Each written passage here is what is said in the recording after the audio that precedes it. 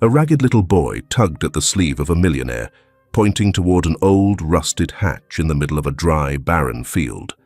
And what emerged after that hatch was opened left the millionaire frozen in place. "He's down there, my brother." Noah, a frail boy of about 8, stood silently in the scorched field. His threadbare shirt was worn thin at the shoulders. One bony finger pointed toward a rusted metal hatch half hidden in the yellowing weeds. Not long before that moment, Noah had stood for hours by the side of a dusty country road, holding an old photograph. Cars had sped by one after another, kicking up clouds of red dust. No one stopped.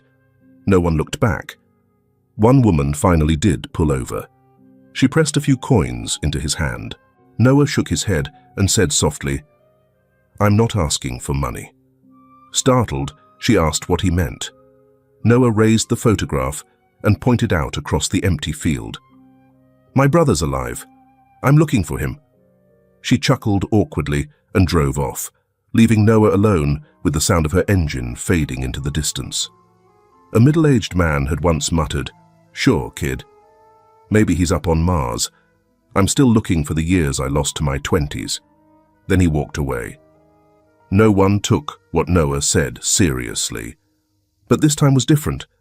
A sleek black car came to a stop. The window rolled down slowly. The man inside didn't speak right away. He just looked at the boy. His name was Nathaniel Grayson, a once celebrated entrepreneur in educational technology, a self-made millionaire. But after his daughter's sudden death, he walked away from everything. He'd been driving across states ever since, avoiding familiar faces and old obligations. A hole had opened in his life, one for which he'd never found words. When Nathaniel first saw Noah, thin frame, dark circles under his eyes, but standing tall, he didn't understand why he didn't just drive on like everyone else. Maybe it was because the boy didn't ask for anything. Or maybe it was something in that boy's eyes that made him stop. But it wasn't just that. Nathaniel saw the old photograph Noah held in his hands. He noticed the way those tiny fingers clung to it, tight, desperate, like it was the last thread tying him to this world. And in that moment, an image flashed across Nathaniel's mind, sharp and painful. Sylvia Grayson, his daughter. She'd once had an old rag doll, worn, frayed, falling apart. But it had been her whole world. She never let it out of her sight. An inanimate object, yes, but sacred to her. The way Noah held that photograph, that steady, almost unreal determination on his face, it stirred something deeply familiar in Nathaniel. It wasn't just sympathy. It was a pull, a strange, aching intuition that something important, something he couldn't afford to ignore, was unfolding. He didn't know why he stopped, but he knew he had to. Noah looked Nathaniel in the eyes, then pointed at the rusty hatch hidden in the grass. "My brother, he's down there." His voice was soft, but steady, brimming with quiet, unwavering belief. Nathaniel didn't respond right away. He turned his head to follow the boy's gesture. There, in the middle of the scorched earth, surrounded by brittle grass and stubble, lay a forgotten iron hatch, weather-beaten and almost swallowed by the land. "What did you say?" "My brother's under there. Eli. I've heard him. Through the hatch. I know he's there." "What's your name?" "Noah." Nathaniel studied him for a long moment. The boy's eyes were dry. No tears, but the gaze they held was strangely fierce, far too resolute for someone so young. "Why do you think your brother's under that thing?" "I don't think. I know. I've been here 3 days. Every morning I knock. Every morning I hear 3 knocks back." Silence fell. Nathaniel looked around. No houses, no people, just red dust, hardened ground, and a scrawny child calmly asserting what sounded like madness. without the slightest trace of doubt in his voice. "Let me see the picture." Noah held it out. Nathaniel took it, hands trembling slightly, and just for a second, an old memory stirred.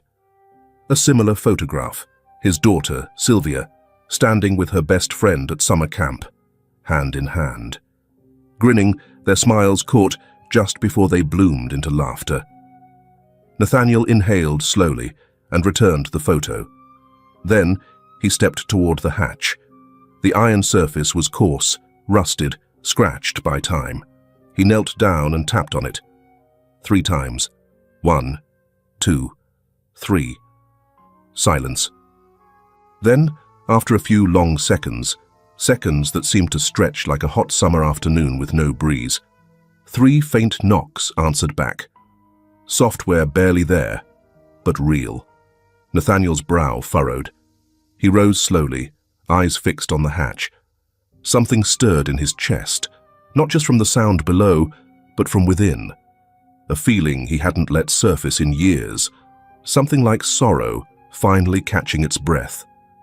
"Come here, Noah. Help me." Nathaniel tried again. Noah grabbed a rock and began striking the opposite edge. Together, they strained, breathing hard, sweat forming. Nathaniel's back began to ache, but he didn't stop. A minute passed. 2. Still no movement. Nathaniel paused, panting. He looked at the boy. "I think we'll need help. Is there anyone nearby?" Noah thought for a moment. "Mr. Isaac. He's a farmer around here. I've seen him a few times, but I'm the only one who knows where he lives. His house has a red roof, way at the end of the field." Nathaniel exhaled. "Lead the way." Noah nodded and started walking. Nathaniel followed behind, a heaviness in his steps.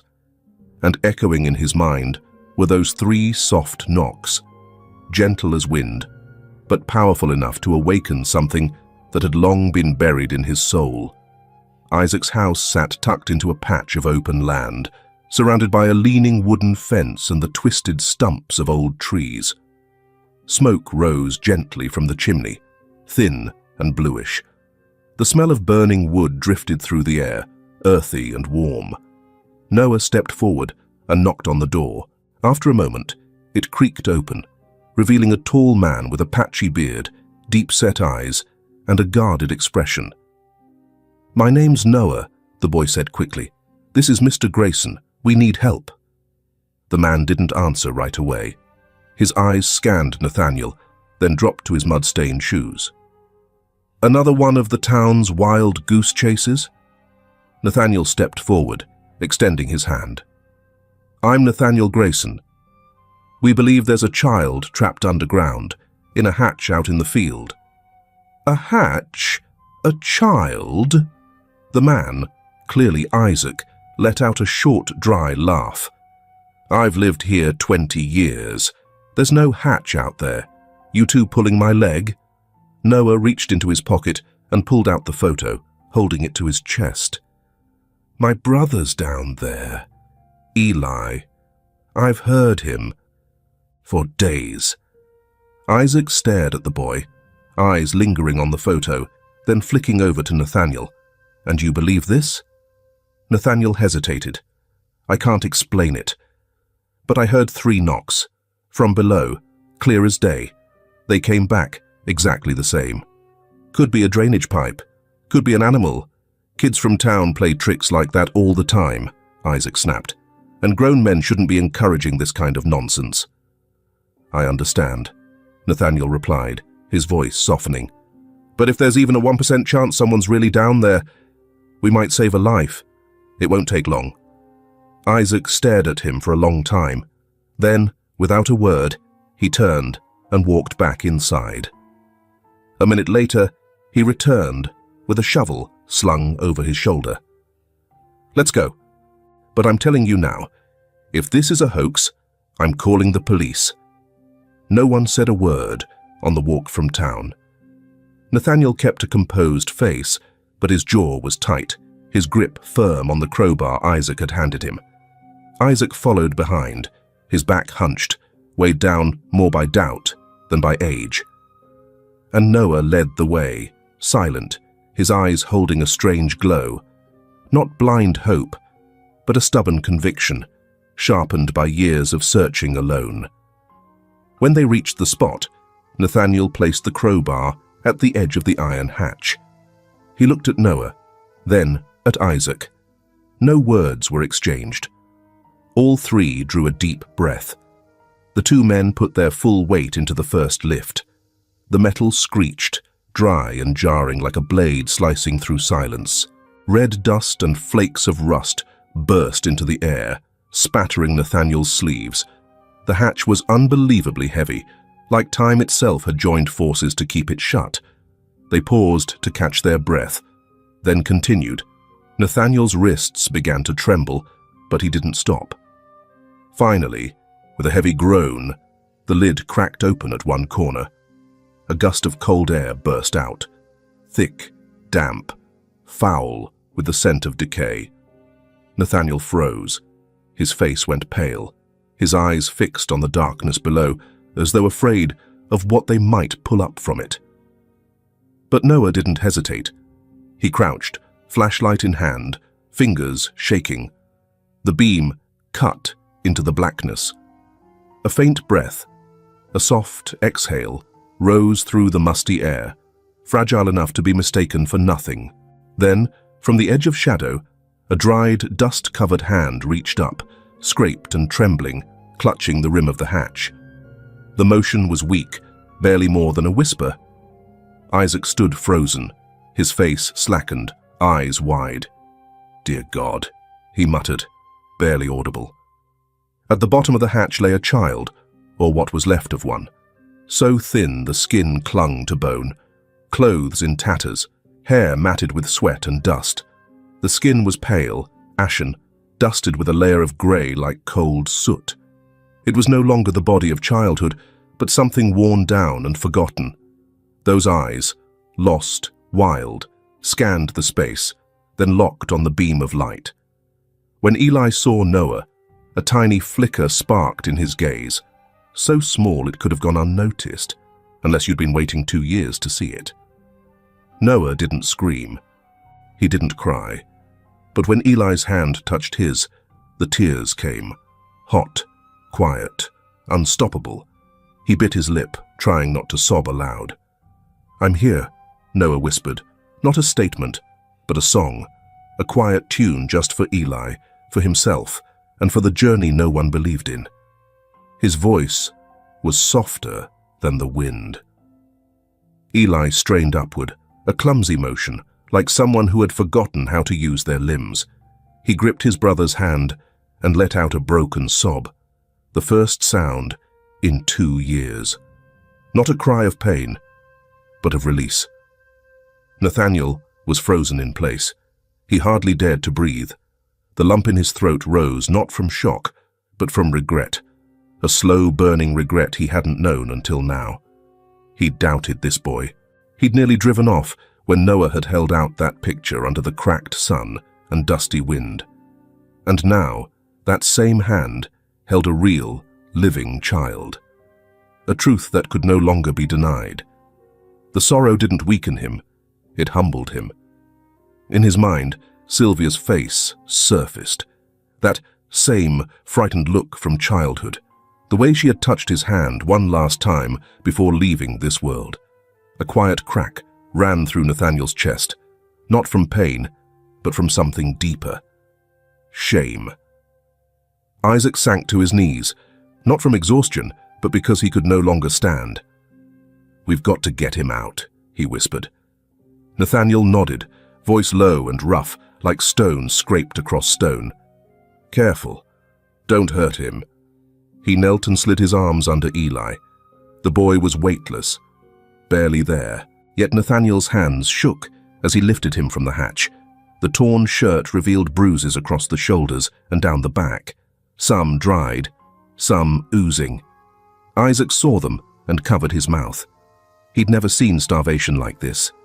Eli clung to Nathaniel's hand as he was lifted, then turned and reached for Noah. Their fingers locked. Neither let go.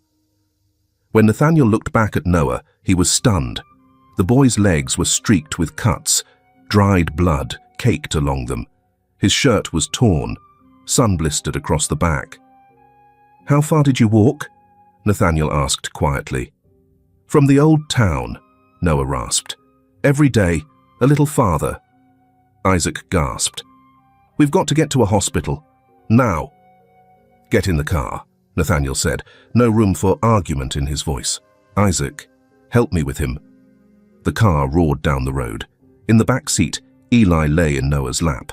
His fingers still clutched the photo, two children holding each other, wrinkled but whole. His eyes were nearly closed, but at the corner of his mouth, a tiny smile. The sky turned violet as the sun disappeared behind the fields, and for the first time in 2 years, light fell on that boy.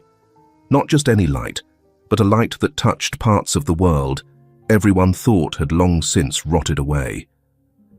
At the city hospital, the afternoon faded like any other, with the clack of hurried heels, the rhythmic roll of hospital bed wheels, and rushed footsteps echoing down long, sterile hallways. Everything moved with the practiced flow of a familiar soundtrack. But inside the room where Eli lay, time had come to a halt, held in place by a pain too deep for words. Eli curled up on his side, his back to the room, eyes shut tight. He wouldn't eat, wouldn't speak, didn't react to the sounds around him. Each time Nurse Emily reached to change his bandages, he flinched, as if bracing for a blow. Emily never asked questions. She simply cleaned and dressed the wounds, pressing a gentle hand to his forehead like a wordless promise of comfort. His body bore layers of bruises and cuts, some deep, carefully bandaged, others left to time and healing. Noah sat beside the bed, his gaze fixed on his brother. He still wore the same blood and dirt-stained clothes from the field. His legs were blistered, his hands scraped raw from the long journey, but he didn't seem to notice. Every breath Eli took drew Noah closer, as if looking away might mean losing him all over again. Nathaniel Grayson stood in the doorway, keeping his distance. He watched the brothers in silence, heart clenched at the thought of Eli trapped in that dark pit for 2 whole years. He saw Noah gripping his brother's hand with quiet resolve, his face pale from exhaustion, but his eyes unwavering. "You holding up okay, Noah?" Nathaniel asked softly. Noah looked up. "I'm okay. But Eli?" Nathaniel nodded, his voice firm. "We'll do everything we can to help Eli recover." At that moment, Nurse Selena stepped into the room. She glanced at the chart, Eli Torres, and froze. "Is that really Eli Torres?" she asked, her voice shaking. Noah nodded. "Yes, his name is Eli Torres." Selena pulled out her phone and quickly typed a message to her sister. "Maria, get to the hospital right away. Eli Torres is here." Less than an hour later, Maria Torres, once the boy's schoolteacher, arrived. Rain still clung to her coat as she knocked gently on the door. When she stepped in, her eyes fell on Noah. "Miss Maria?" Noah whispered. Maria rushed forward, brushing his hair back, then turned to Eli. Her breath caught at the bruises lining his neck. "It's really you two," she choked out. Memories of unheeded warnings, ignored reports, and unanswered pleas came rushing back. Nathaniel stepped forward. "I'm Nathaniel Grayson. I helped bring them here." Maria spoke gently. "I'm Maria Torres, their former teacher." "Thank you, Mr. Grayson. Without you..." Nathaniel knelt down beside Noah. "Noah, is there anything you want to tell me about what happened to Eli?" Noah hesitated. "I asked about my brother. They told me to mind my own business, but I didn't believe them." "Who, Noah? Who told you that?" "Victor Lane, my uncle. He split us up, said Eli went away to school, but I knew that wasn't true." Noah's voice dropped. "At first we still shared a room, but a few weeks later He had someone take Eli away. No warning. That morning I woke up. The bed was empty. He said Eli had to go somewhere more suitable. Then he packed up Eli's things like he'd never lived there. I didn't believe it. I knew Eli wouldn't leave me. So I decided to find him. Even if no one else believed me, I kept going. Maria interrupted, voice trembling. Victor had ties to local officials. After the boy's mother died, he filed for guardianship. The benefits kept coming, but only he received them. I reported it 3 times. Never got a response. I was even threatened with reassignment. Nathaniel's hands tightened into fists. He looked over at Eli, still unmoving. Miss Maria, I need those reports. Any records you have. I have them, she said firmly. I'll bring everything. Nathaniel stood. I'll be back. But first, there's somewhere I need to go. Where? Maria asked. To visit my daughter's grave. She once asked me, if I disappeared, would you come find me? He paused, then added, after that, I'm going to the police. Noah watched him go. For the first time in 2 years, someone believed him. Outside, the rain still fell. But inside that hospital room, a small light had been kindled, the light of hope, and a new beginning. I heard the boy's still alive, been locked up right here in this town. A woman whispered over the bakery counter. No way. Victor Lane. That man still donates to the church. Another replied, her eyes filled with both doubt and fear.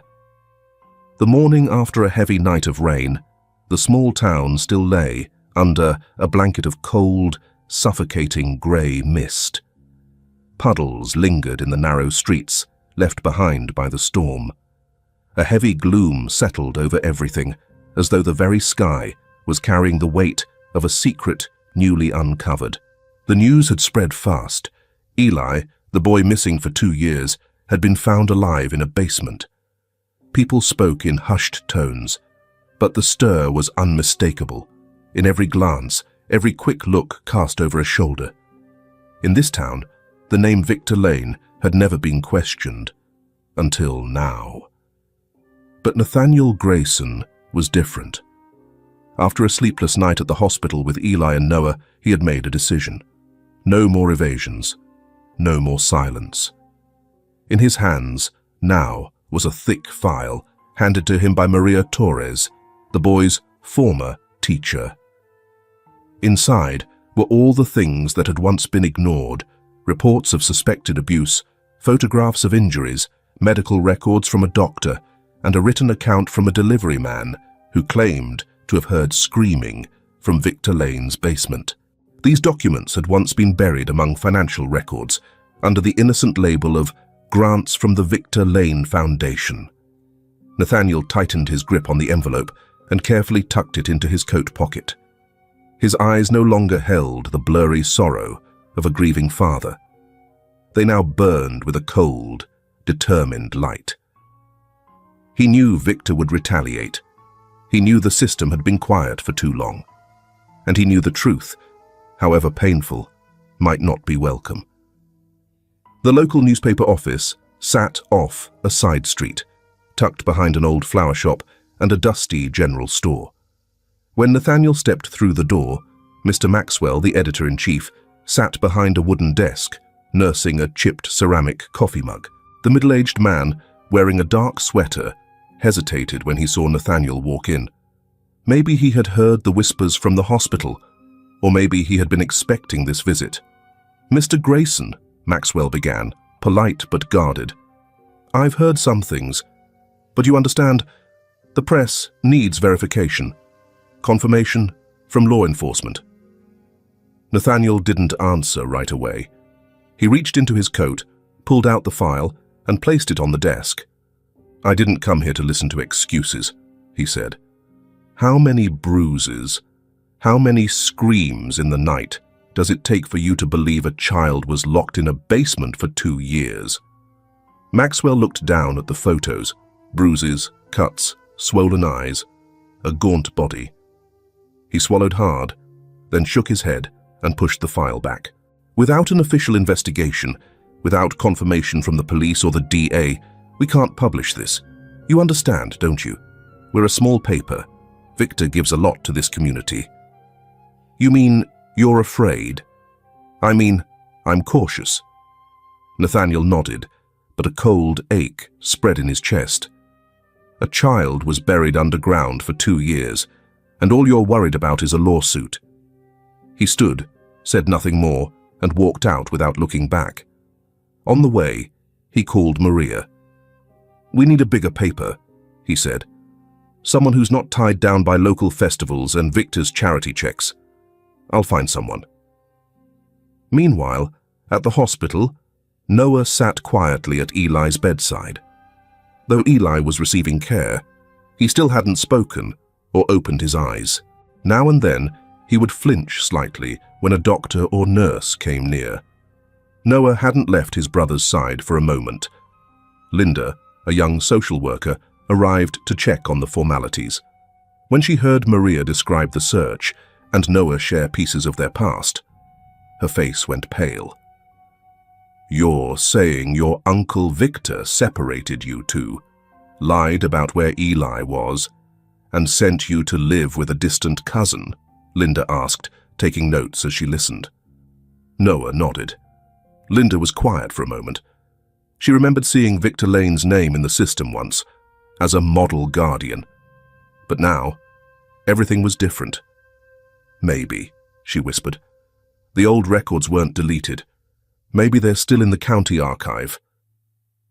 That afternoon, she and Maria went to the county records center. In a musty basement, lit only by the flickering light from their phone flashlights, they sifted through layers of dust on rusted metal cabinets. They opened file after file, searching patiently, as if unearthing a grave long forgotten by time. Here it is, Maria breathed. A thin file with a faded yellow cover. The label read, Elmwood Elementary School, student Eli Torres, suspected abuse. Inside was a report Maria herself had written. A photo was clipped to it. Eli in a long-sleeved shirt, with the sleeve pulled up to reveal bruises and long scratches, like marks from being tied. There was even a handwritten statement from the deliveryman, describing the time he heard a child screaming from Victor Lane's basement. They didn't disappear, Linda said, her voice flat. They were buried. Under money. The rain had finally let up, but the air still carried the heavy gloom of a dusky afternoon, laced with mystery. A chilly breeze drifted through, bringing with it the gentle scent of wax candles and old paper from the church hall, where a winter charity fundraiser for orphans was taking place. Inside, the atmosphere felt solemn, yet beneath the surface there lingered a subtle, well-polished deceit, masked by warm smiles and generous applause. Soft yellow lights cast a muted glow on the small wooden podium. Standing there was him, the executive director of one of the region's most prominent charitable foundations.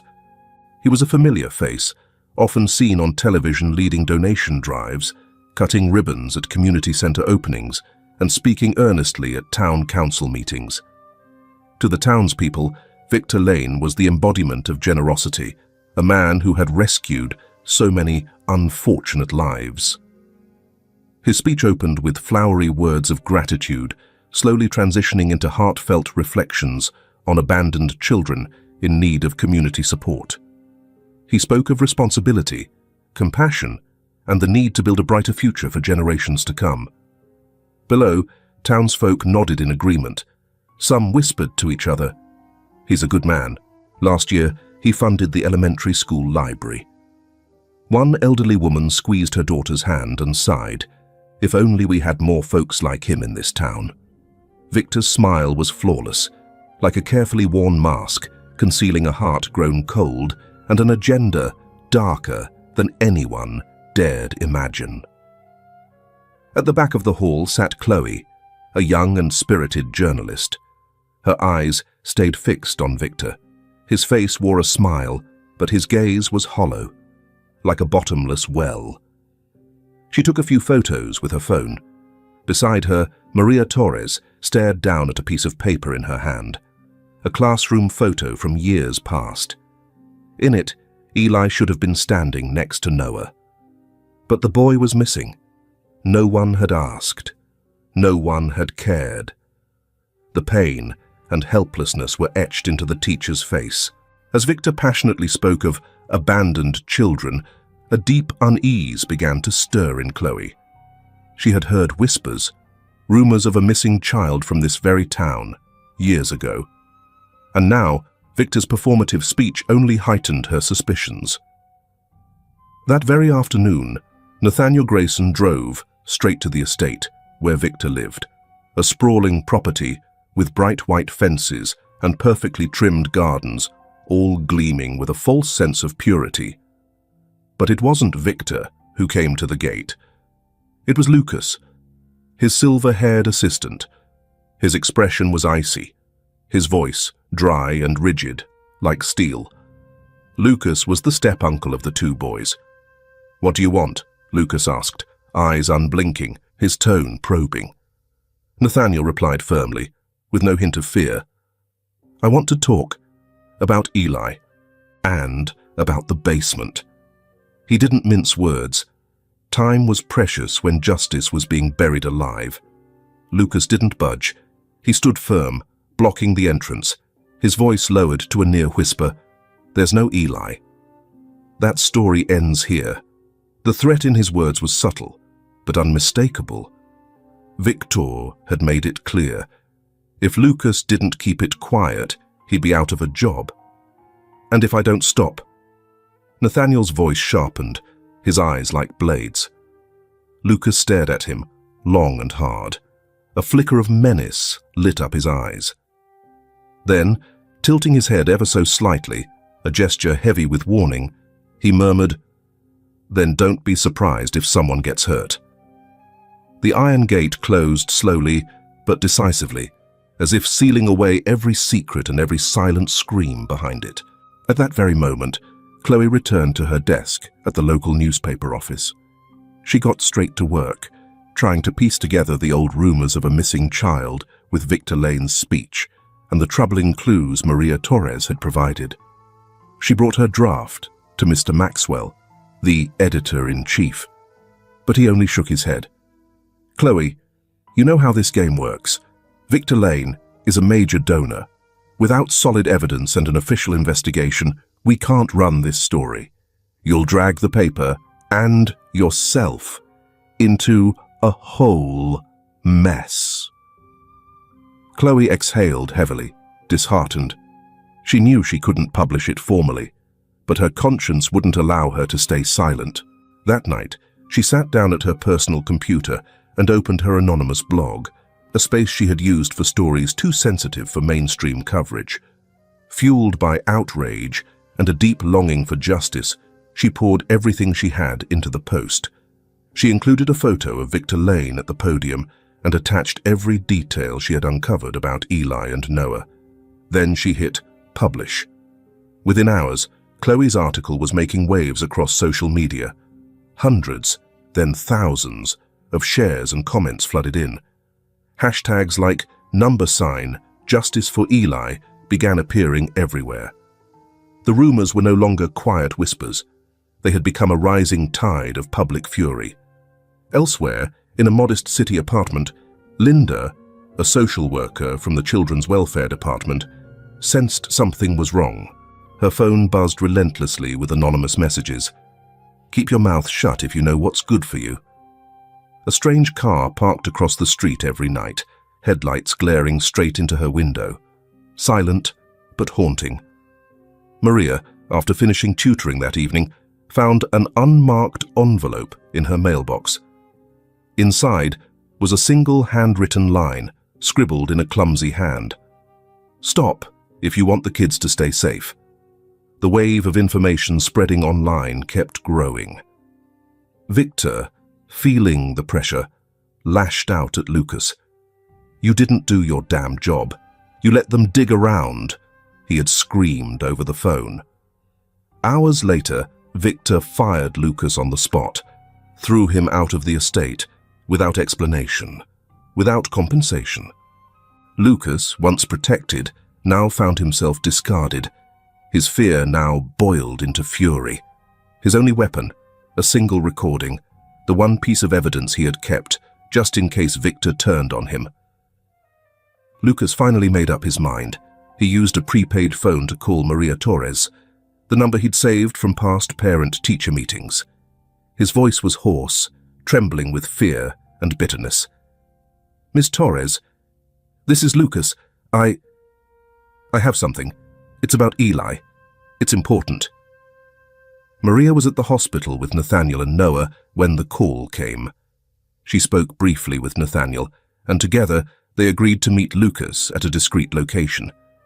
Lucas, cautious and shaken, handed Maria an old recorder. Nathaniel and Maria pressed play. A crackle, then static. Then a man's cold, commanding voice. "He doesn't step outside. Got it? One word and I cut all funding. Shut your mouth." At the same time, former students from Elmwood School began speaking out. A video clip spread like wildfire, featuring classmates recounting Eli's sudden disappearance. In another part of town, Mr. Lester, a retired post office worker, opened a drawer in an old cabinet. He pulled out a small envelope, yellowed with time. No return address. Inside, scrawled in pencil, were a few shaky lines. "I'm Eli. Someone, please help me. I'm trapped." Mr. Lester stared at it, troubled. "I found this in a pile of loose letters, dropped into the public mailbox down the street. Maybe the boy slipped it to a delivery man, or had someone post it for him. At the time, I figured it was just a child's prank, but something about it made me keep it, like I couldn't quite let it go." Now, that forgotten letter had become a crucial piece of evidence, a desperate cry from the dark, finally coming to light. Principal Halvers of Elmwood School checked old records and found Eli Torres's name crossed out. No transfer forms, no parental verification. Halvers admitted Victor had once visited him privately and requested silence in exchange for generous funding. Victor Lane's web of lies was starting to unravel. Those who had once stayed silent, out of fear, bribery, or sheer apathy, were finding their voices. Piece by piece, the truth was coming together, forming a full picture of the crime, hidden for over 2 years. And with the mounting pressure from the public, from the voices once alone but now united, it was clear. A storm was coming.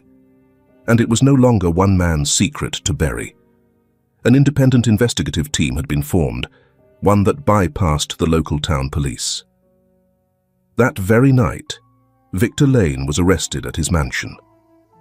As the sound of police sirens echoed and red and blue lights flickered against the luxury glass windows, Victor was dining alone.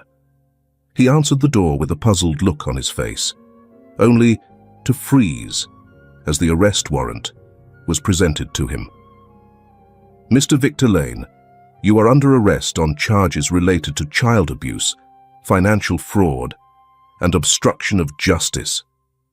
Victor stood motionless. For a moment his face turned pale, but almost instinctively he regained his composure. "I'm afraid there must be some mistake. I'll be calling my attorney. You'll have that right at the station. Please come with us, sir." Victor turned back inside to fetch his coat, still holding the air of a wealthy man inconvenienced by a trivial matter.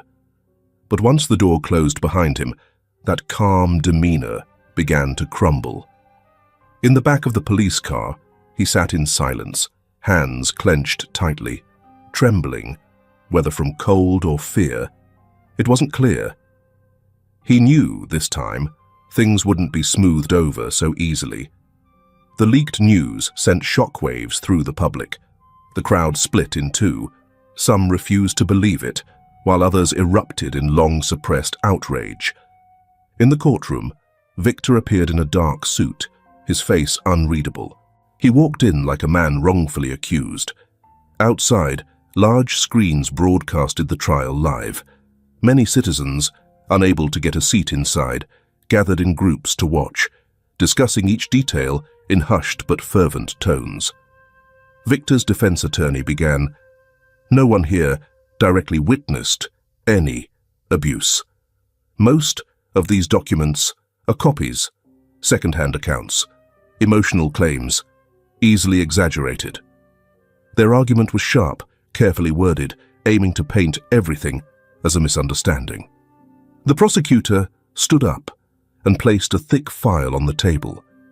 He didn't attack outright, but rather peeled back the mask piece by piece. First came the audio recording from Lucas, played over the courtroom's sound system. Victor's voice rang out, cold and threatening. "He's not allowed outside. One word and I'll cut off your stipend. Shut your mouth." Victor lowered his head, feigning confusion, but his face twitched slightly, and that reaction did not escape the cameras.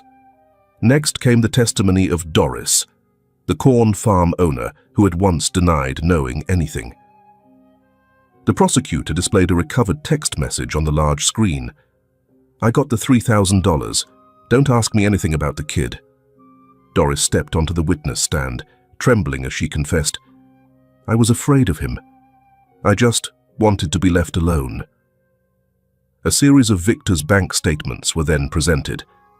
Every withdrawal, every lavish purchase, every extravagant vacation, none of it reflected his role as a legal guardian for the child. Not a cent had gone toward medical care or education. The entire support fund had been embezzled. In the gallery, there were audible sighs, fists clenched tightly. Faith was beginning to break. Nathaniel asked for permission to take the stand. His voice wasn't loud, but each word rang clear. "You didn't just lock up a child. You locked away his trust in adults. And to me, that's the greatest crime of all." The courtroom fell silent. Victor pressed his lips together, his hands gripping each other until his knuckles turned white. A social worker was called to the stand. A young woman, her face full of regret, spoke quietly. "I once received a complaint from the teacher, Maria. But my superiors said, 'Look into it carefully. Mr. Victor is a respected man.' I stayed silent." Lucas was the final witness. His face was pale, but he no longer looked away. He told it all. Victor split the two boys. Noah was sent to his cousin's place out in the rural area. No documents, no schooling, just chores. Eli was locked in the basement. Whenever the boy cried or resisted, Victor would tell me to discipline him. I did, because I was scared. Sobs broke out in the courtroom. The room was shaken. Victor's attorney remained silent. He understood. There was no way out now. Outside the courthouse, the people stood still. No cheers, no chaotic protests, only a shared moment of awakening. Victor's castle of lies had finally collapsed. Folks turned to look at one another, not with suspicion, but with understanding. The truth had been spoken, and justice for the first time had found its voice. Nathaniel gazed out the window, eyes fixed toward the hospital. That was where Eli was recovering. He whispered, "We can't change the past, but at the very least, we can fix the future." The boy smiled. Nurse Emily's voice was barely a whisper, but it was enough to startle Nathaniel Grayson, who had been standing quietly, leaning against the doorway. He turned quickly to look at Eli. The boy, still thin, still fragile, suddenly had a faint curve at the corners of his mouth, a delicate flicker of a smile appearing on his pale face. It was the first smile Emily had seen since Eli had arrived at the hospital. The room was quiet, almost solemn, but in that small moment, it felt as though a warm breeze had swept through, brushing away the lingering shadows. That fragile glimmer of hope, however, didn't last long. Late that morning, Eli was seized by a violent convulsion. His small body began to tremble uncontrollably. His eyes rolled back, wide and unseeing, while foam began to form at the corners of his mouth. Alarms rang out across the hospital room.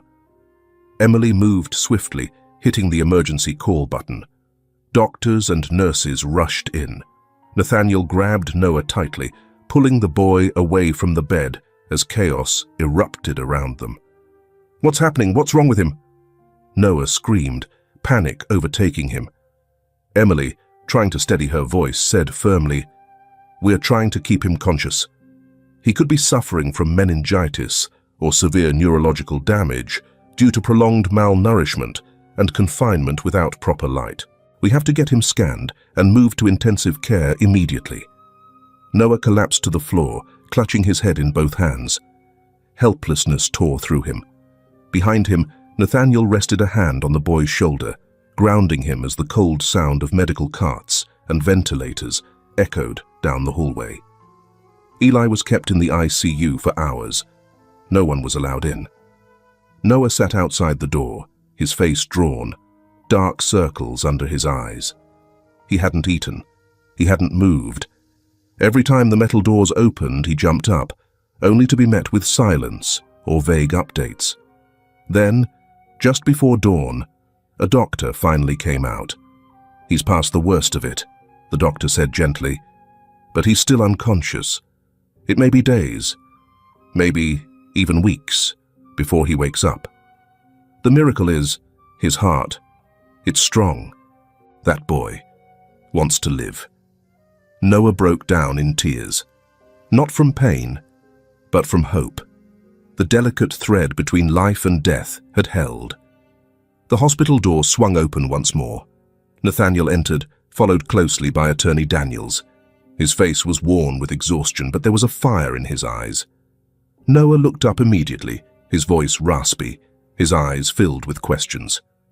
"Well, what happened, sir?" Noah asked. Nathaniel stepped forward and lowered himself to eye level with the boy. His voice was firm, but warm. "Noah," he said, "Victor Lane has been convicted." The room went still. Noah stared in disbelief. A single tear rolled down his cheek, not from sorrow this time, but from relief, from justice. At last, it had been done. He turned to Eli, still lying motionless in his hospital bed, no longer just a victim, but living proof of the truth that had been hidden for too long. "He's going to pay for what he did," Attorney Daniels added, voice steady and certain. "Every bit of evidence, from Lucas's testimony to the buried financial records, even the letters pleading for help, it's all been exposed." Noah bowed his head, lips pressed together, his shoulders trembling. He said nothing, but inside him rose a tidal wave of emotion. Relief, anger, and a deep, aching grief for all Eli had endured. Nathaniel placed a firm hand on the boy's shoulder. "You didn't give up," he said gently. "No one would have blamed you if you had, if you were tired, if you had let go. But you didn't. You found your brother, and you brought the truth to light." A few days later, Maria came and took Noah for a walk to a small neighborhood library a few blocks from the hospital. Eli was still in intensive care, but doctors said he was showing slight improvement. Noah, as he always did, carefully brought along a children's book, the same one he and Eli used to read together. He picked a spot by the window, opened the book, and began reading out loud, slowly and clearly, word by word. Eli wasn't there, but Noah believed his voice would find its way to his brother. A few other children, curious, drifted over and sat nearby. A librarian quietly placed a warm glass of milk next to Noah. He nodded his thanks, and there, with the steady rhythm of a boy's voice who once had no bed to sleep in, a new life began to take shape. The steady chime of the hospital clock echoed down the quiet hallway. This time, it wasn't a reminder of dread. It was the sound of a long nightmare finally coming to an end.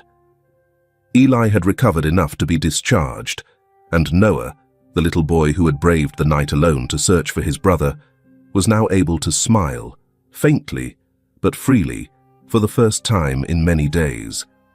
They weren't leaving to return to a shelter or a community center.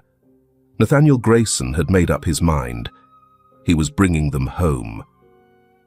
"This is my home," Nathaniel said as the iron gate creaked open, revealing a modest wooden house, simple in appearance but filled with warmth, "and I don't want it to stay empty any longer." He led the boys through each room, a small bedroom with children's drawings still pinned on the wall, a green bicycle quietly leaning against the hallway, and a bookshelf that still held the comic books Sylvia used to love. He didn't hide his sorrow, nor did he try to erase the memories. Every corner of the house, every detail, felt like a step toward healing. That evening, under the soft glow of warm light, they shared dinner at the same table. Noah cleaned his plate without a word, and Eli, for the first time, ate without constantly glancing around. Afterward, Nathaniel brought out a file folder and placed it gently in front of the boys. "Tomorrow, we go to the notary's office," he said, his voice calm but steady. "I've filed for adoption, but only if the two of you agree." There were no grand promises, no vows of forever, just a simple nod. Noah looked at Eli, then both boys nodded. In that quiet moment, a home was formed, not with bricks or stone, but with trust. The next day, after the legal paperwork was finalized, Nathaniel took the boys to a small lakeside park. He carried with him a worn leather notebook, his daughter Sylvia's journal. Beneath the soft amber light of the late afternoon sun, he sat on a wooden bench and gently opened the time-worn pages. He made no attempt to hide the past. "Sylvia was my only child," he said slowly. "A bright girl, always smiling, and very stubborn." He shared stories of their evening walks by the lake, of the little poems Sylvia used to write in her journal, sometimes clumsy and without rhyme, but full of feeling. One time she asked me, "Daddy, if I ever got lost, would you come find me?" I laughed back then, thought she was just being silly. Nathaniel paused, but a few years later, after a bitter argument, she ran away. I never got the chance to say I was sorry. And then the accident happened. He closed the journal, his hand trembling slightly. The day I found her last letter, unfinished in her desk drawer, it said, "Did you ever come looking for me, Dad?" I sat alone for hours. That question, it's haunted me ever since. He looked over at Eli and Noah, who sat quietly, listening to every word. "And then I met you, Noah. When you asked about your brother, when no one else believed you, I saw her eyes in yours. I knew I couldn't make the same mistake twice." Noah didn't say a word. He simply took the pen Nathaniel offered and opened a blank notebook Nathaniel had given him earlier. On the first page, Noah wrote, "We were not abandoned. We were found." The handwriting was uneven, but firm. He continued, writing as if to his mother, "Mom, if you ever read this, I just want you to know Eli is alive. He's been there for 2 years, all alone in the dark. But now, he's not there anymore. I found him. Just like you always said, we never leave each other." We kept that promise.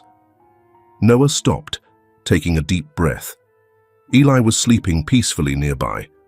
A different kind of sleep than before, finally restful. He kept writing, "I know you never wanted us to be afraid, but sometimes I was. I was scared no one would believe me, scared I'd never see him again. I started thinking Eli was just an old memory. But if I stayed quiet, he really would have disappeared." Tears smudged the ink, but Noah wiped them away and continued, "We still have each other. And now, we have Mr. Nathaniel. He didn't run. He helped us when no one else would. He stayed, even when everything was a mess. I think you would have liked him. You would have seen he's like you. Quiet, but always there when it matters most. And finally he wrote, "We have a family now. Not a replacement, but a place to begin again. Mum, I think I've found home." Noah closed the notebook and placed it gently on the table beside Eli's bed. He sat down on the little chair, took his brother's hand, just as he had every night since they were reunited. In his sleep, Eli stirred slightly, his lips moving faintly with unspoken words. But Noah knew. His brother felt everything. And the next morning, when Eli opened his eyes and saw the first page of the notebook, he nodded. No words were needed. Just a single nod. Soft, but sure. After 2 long years, Eli was no longer merely surviving. He was beginning to live. In the center of the town square, morning mist still clung to the tiled rooftops and pine branches, while a small ceremony was being prepared. The atmosphere was no longer heavy like it had been in the days right after the tragedy. Instead, it felt gentler now, full of hope. The sound of hammers echoed in the air, mingling with the scent of freshly cut wood and the sweet aroma of corn muffins wafting from the vendor stalls along the street. Children's laughter rang out like birdsong. On the stone pavement, kids used white chalk to draw cheerful shapes, suns, flowers, stick figures dancing. In one corner of the square, a wooden sign had just been raised. It read, "No child should ever have to knock on the door of despair again." It wasn't just a slogan. It was a promise from the community, a vow born from shared pain. Folks came forward with items from their homes, old teddy bears, tiny shoes, children's drawings, all placed gently into a wooden chest labeled "What Remains of Memory." It was a way to honor the past, but also a quiet step toward healing. Mrs. Doris, the woman who ran the corn farm, who had once turned away from Eli's pain, arrived without a word. She placed a plain white envelope in the box. On it, in shaky handwriting, were the words, "I know I was wrong. I hope the children can forgive me." No one judged her. No one asked questions. And when she rested her hand on the wooden sign, the eyes around her softened. Forgiveness, it seemed, had already begun to bloom. She walked away lighter, as if she'd finally let go of a burden she'd carried for years. On a small stage nearby, Mr. Halvers, the retired school principal, stood quietly at the microphone. "Not all of us deserve forgiveness," he said simply, "but from now on, every child in this town will have a name, a classroom, and a door that's never locked." His words weren't poetic, but they were sincere. And more than that, they carried the weight of true resolve.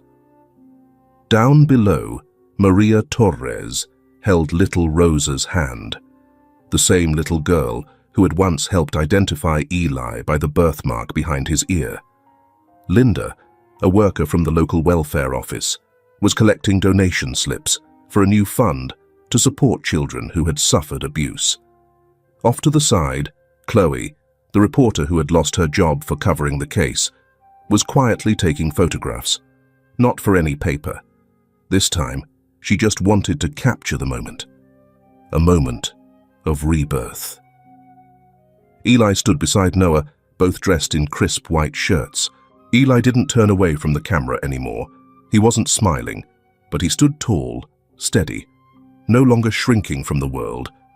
Noah held his hand tightly, an anchor to keep him grounded in this real, changing world. Nathaniel Grayson walked toward the wooden sign. He said nothing, just placed his hand on the rough grain of the wood and bowed his head. No speech needed. His presence alone, the man who once went against the tide, who chose to listen to a lonely child, spoke louder than any words could. The children kept playing. They drew suns, houses, and flowers. The wooden sign became part of their game. Their laughter echoed through the square, like a melody chasing away the shadows of the past. When the ceremony ended, Nathaniel brought the two boys back to his car. Between them, on the seat, lay a brand new leather-bound journal. Embossed in small gold letters were the words, "Day 1. He asked, "Have you written anything yet?" Noah lifted the journal. On the very first page, in neat handwriting, it read, "We will keep writing, but this time, no one will have to write in the dark." Nathaniel smiled and turned the key in the ignition. The car rolled slowly across the square, driving away from years of pain. In the rearview mirror, he could see the children running under the golden afternoon sun, laughter trailing behind them through the old rooftops. 3 shadows, one tall, 2 small, faded into the light of the setting sun, moving toward a new future, where justice had finally found its voice, and where the children were, at last, heard.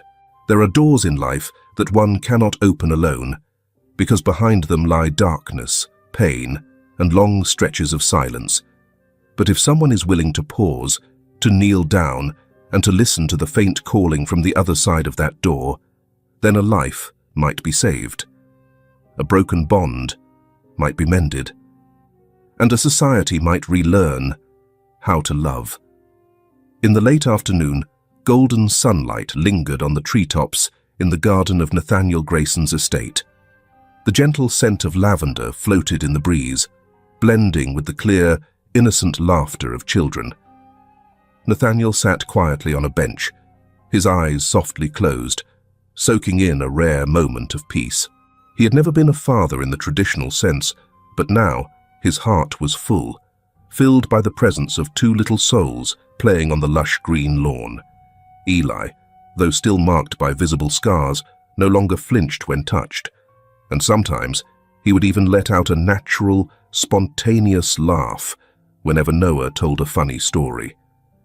Eli's laughter wasn't loud, but to Nathaniel it was the most beautiful sound he had ever heard, a melody of rebirth. Noah looked at Eli with eyes full of gratitude and love.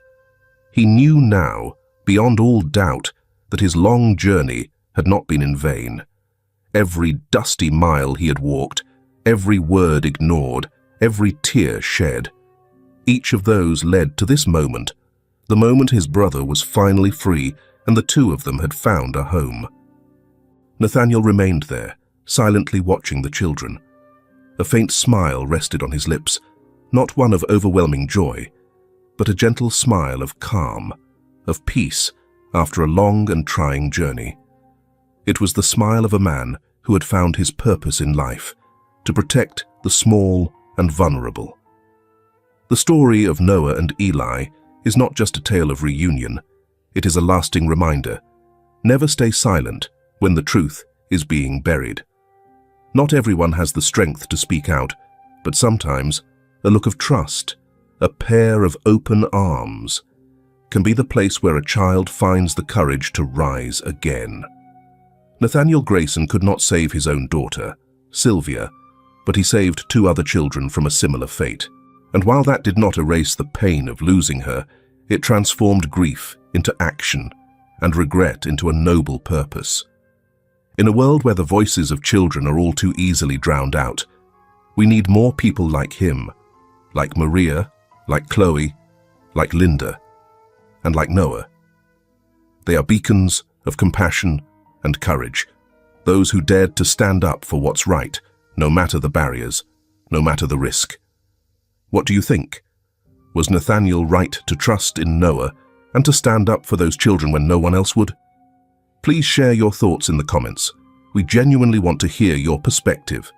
Every share, every reply from you fuels our resolve to continue telling stories that are heartfelt, honest, and deeply human.